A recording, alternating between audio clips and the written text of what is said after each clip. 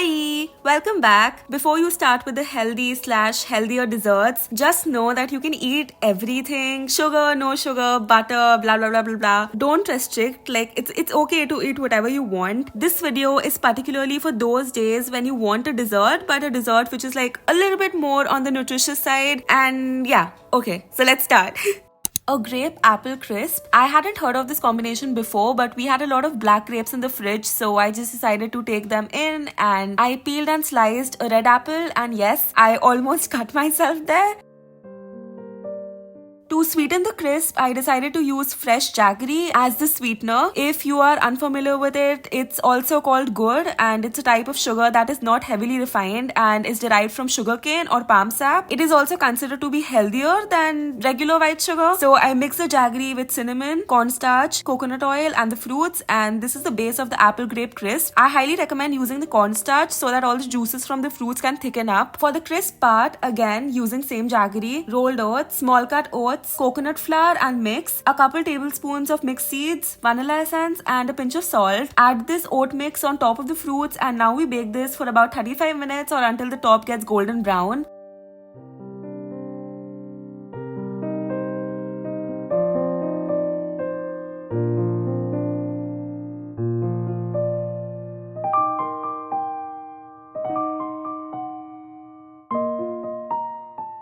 No need to wait for it to cool down. I immediately serve this beautiful red wine purpley goodness with some coconut ice cream and cranberries.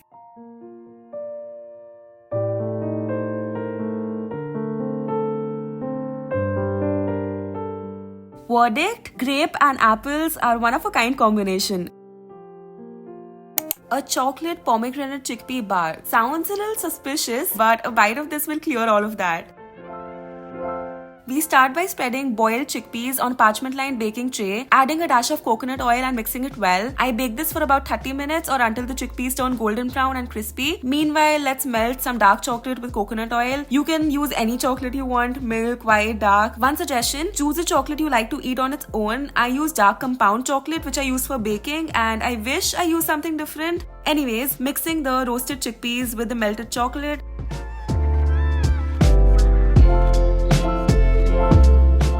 And then adding a bunch of pomegranate seeds in it. I never knew pomegranate seeds actually tasted like candy when you freeze them. This bark made me realize that. I pressed the chocolate mix with a spatula onto a parchment paper, topped with salt, and then popped in the freezer for 2 hours. If even for a second you're having any doubts on this because of the chickpeas, don't. I know they're not really used in sweet recipes that much. Man, my mom couldn't even tell they were chickpeas. It's actually insane.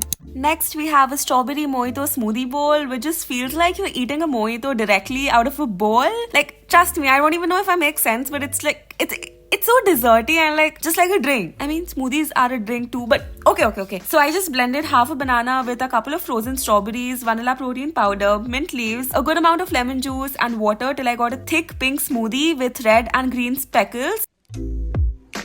Transfer to a bowl and topped with peanut butter, which is completely optional, but I personally just cannot have smoothie bowls without peanut butter, cranberries, chia seeds and a mint leaf.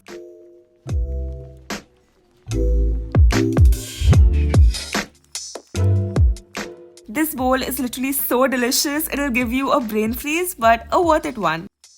Is that icing made of white sugar? Yes. Does that make it unhealthy? No. The first step for these whole wheat cinnamon rolls is to let the yeast proof in warm milk, sugar and coconut oil mixture.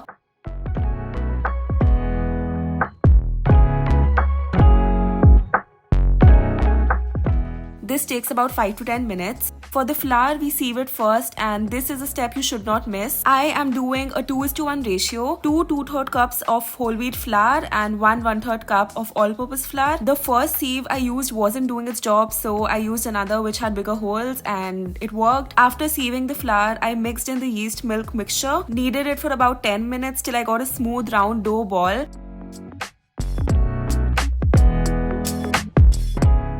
I placed this in a big bowl covered with coconut oil and let it rise for a minimum of 2 hours till it doubles in size. For the filling, we are doing a mixture of butter, coconut oil, cinnamon and brown sugar. Now you can totally skip the butter, just use coconut oil if you want. You can also use coconut sugar instead of brown sugar. Like, it's up to you, do whatever you want. When the dough had risen, I flattened it out gently with a rolling pin till I achieved a ovular, rectangular shaped slab. See, it's not too thick, not too thin, right in the middle. Spreading the cinnamon mix throughout the dough very evenly, topped with a little bit more brown sugar, and now we roll. I just marked with a knife and then cut through them to get my rolls. Placing them in a parchment-lined baking glass utensil, we rest it for another hour and then bake at 180 degrees Celsius for about 40 minutes.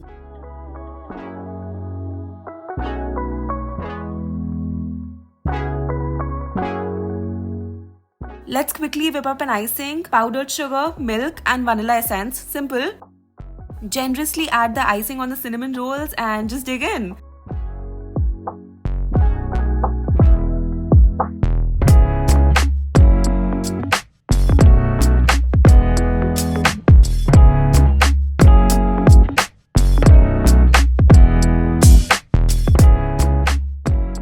These cinnamon rolls are absolutely incredible. If you have a chance to make these, I say go for it. So good.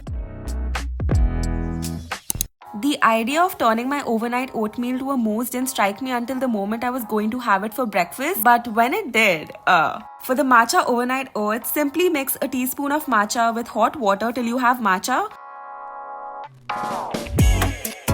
Add milk to it, honey for sweetness, and the rolled oats and chia seeds. Mix it very nicely and then seal the jar. And we'll see her on the next day.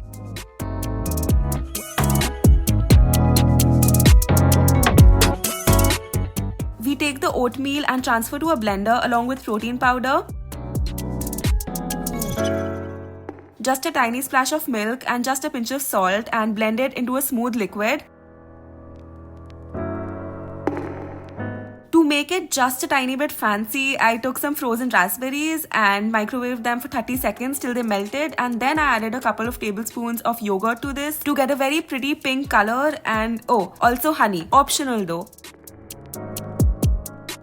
Now the fun part, just transfer it part by part in a jar and it's just very fun. I also just made shapes with a stick and played with it for a while. It was fun.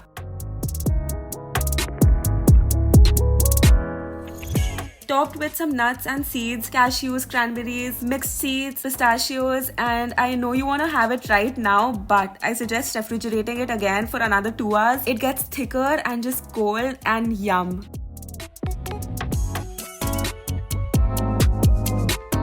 Okay, the last dessert here is a chocolate hazelnut dessert spread that literally smells like Ferrero Rocher. All we need to do is roast some hazelnuts in the oven till they turn golden brown and smell really freaking amazing.